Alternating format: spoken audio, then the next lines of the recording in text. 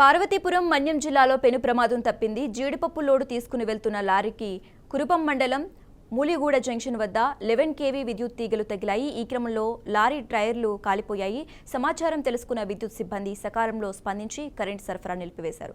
గాయాల పాలైన డ్రైవర్, క్లీనర్లను అంబులెన్స్లో కురుపం సామాజిక ఆరోగ్య కేంద్రానికి తరలించారు.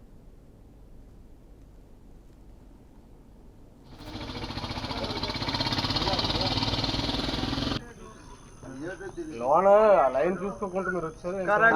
నేనున్నాను సార్. వీళ్ళు చెప్పిన మాట నమ్మలే. బ్యాగ్స్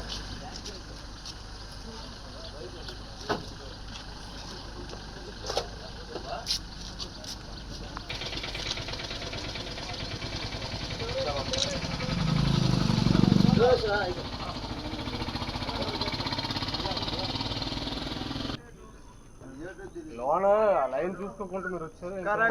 నేనున్నాను సార్. వీళ్ళు